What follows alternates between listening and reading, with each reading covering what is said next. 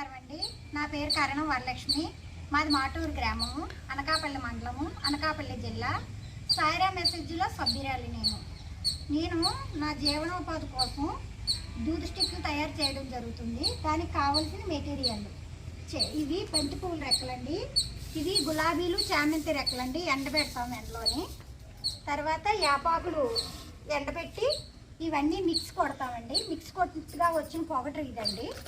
ఈ పౌడరు ఇది నాటావు ప్యాడ్ అండి. నాటావు ప్యాడ్లోని వేసుకొని ఇందులో కొబ్బరి నూనె వేస్తాము,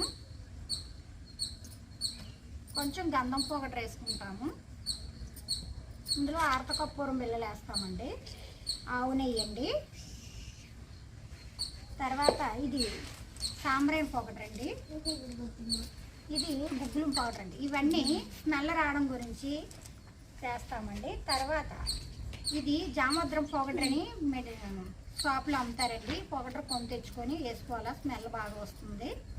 వీటి వల్ల మనం ఇంట్లో దేవుడి మూలని వెలిగించుకోవచ్చు. ఇంట్లోని దోమలై రాకుండా మనం ఈ స్మెల్ పేర్చడం వల్ల ఆరోగ్యకరం కూడా ఉంటుందని మాకు ఓట్సాన్ ద్వారా ఒక అన్నయ్య గారు చెప్పడం జరిగింది.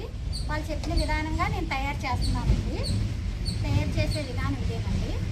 ఇలా నేను ఇదన్నీ కలిపిన తర్వాత పూర్తి మిక్స్ చేసి ఇలా పెట్టి ఇలా చేయడం జరుగుతుందండి. ఇలా చేసి నేను నా ఇంట్లో జీవనోపాధి కొరకు ఈ పని చేసుకోవడం జరుగుతుంది. అందరికీ